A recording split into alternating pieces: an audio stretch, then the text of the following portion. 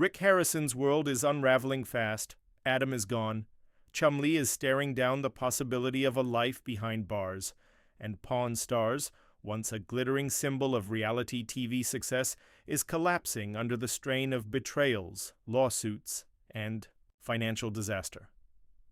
Everything Rick worked for, everything his father left in his care, is slipping through his grasp. Don't look away now. The next catastrophe is already on its way, and this time, Rick might not make it through. The empire is cracking. The late Richard Harrison, the old man, was the foundation of the gold and silver pawn shop. He ran the place with discipline and a sharp eye for value. When he passed in 2018, the shop lost more than just a founder. It lost its heart. Rick tried to keep things steady, but trouble was lurking, and it hit when a single deal came through the doors, changing everything forever.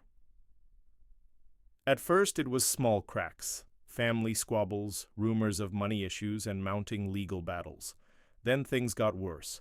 His own mother took him to court, accusing him of deceiving her out of her share of the business while she was recovering from a coma. She demanded $500,000 and even attempted to block him from selling off store assets. It was a brutal, very public family feud. And viewers couldn't get enough of the drama. But that wasn't the end. Rick's son, Corey, found himself repeatedly caught in controversy. The confident, sharp-tongued dealmaker fans loved was now known for damaging rental vehicles, getting into fights, and racking up debts.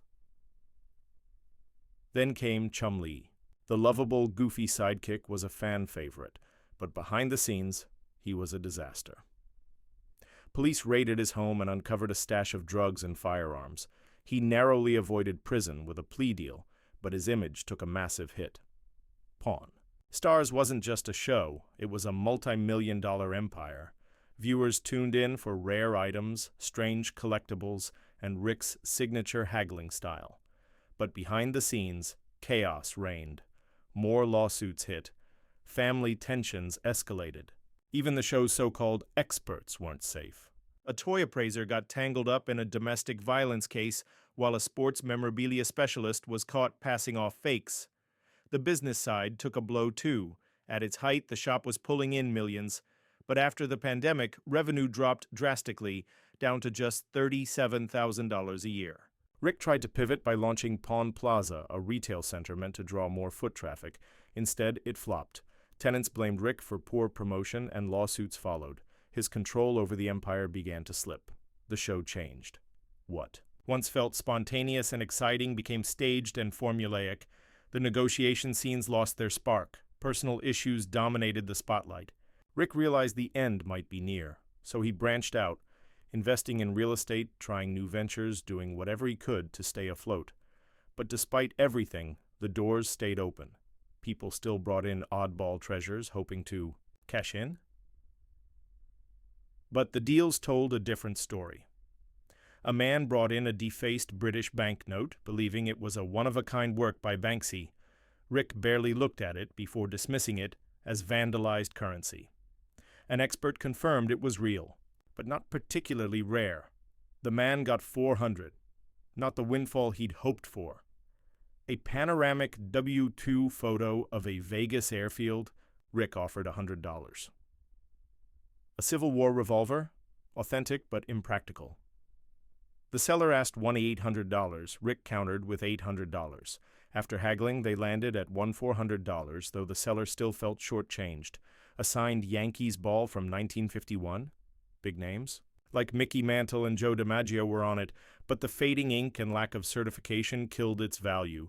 The seller wanted $3,000. Rick offered $800. The thrill of the deal was gone. The drama was center stage. The empire was crumbling.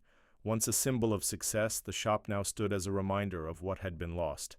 Deals still happened, the show still aired, but Rick was barely holding on. And what's next? History has shown us. Nothing lasts forever.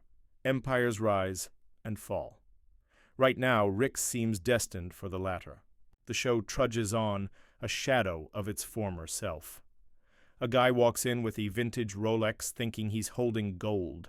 Rick points out flaws and chips away at the price. The seller holds out, but Rick knows the game.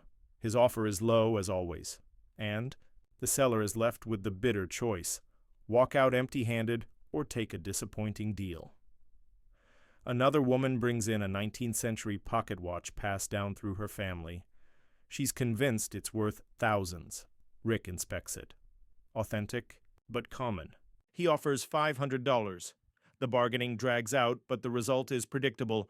The house always wins. The past still echoes in the shop.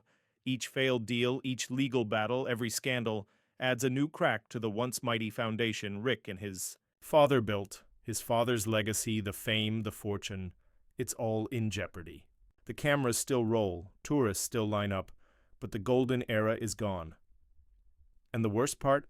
The next hit is just around the corner. First Adam, then Chumlee, and now Rick is standing in the shop staring at the walls, wondering what fate has in store. The shop used to be vibrant, full of stories and eccentric characters. Now it's just the tale of an empire in decline. People still walk in with strange items, hoping for big money. Rick still does what he does best, turning forgotten treasures into quick profits, but it all feels like a ghost of its former glory. Some days blur together, but occasionally something bizarre shows up. A guy once walked in carrying a homemade Ghostbusters proton pack, wired with lights, buttons, sound effects. He wanted $2,000, thinking it was on par with a screen-used prop. The old man barely gave. At a glance, offered $1,000. The seller hesitated, then accepted. Another time, a huge wooden cigar store Indian statue came in. The seller, emotionally tied to it through childhood memories, asked for $900. The old man smiled, countered with $400. They settled on $600. Art was a wild ride, too. A man brought in a Picasso ceramic owl vase from the 1940s or 50s, asking $35,000.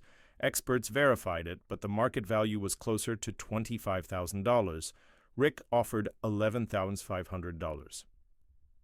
After intense haggling, they landed at $17,000. Soon after, a framed Picasso print called Goat Skull on Table showed up.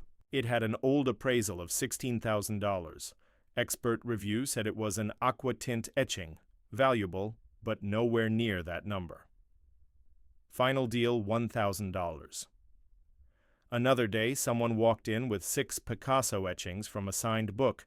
The seller wanted $5,000. Rick haggled and settled at $6,000. A win for both sides. One seller brought in a Picasso print bought during a cruise for $9,000, but with no paperwork. It was real, but missing a signature. Market value? Maybe $2,000. Rick offered $1,500. The deal was made. Some days, the shop looked more like an art gallery. Big-name pieces, sky-high hopes, and that thin line between fortune and failure. For every win, there was a bust. And through it all, the old man's stern gaze seemed to linger, keeping the dream alive even as it slowly unraveled. So were Rick's offers smart deals or cold-blooded lowballs? Should sellers know better, or is it all part of the game? Comment your thoughts, like, and subscribe because this empire story isn't over just yet.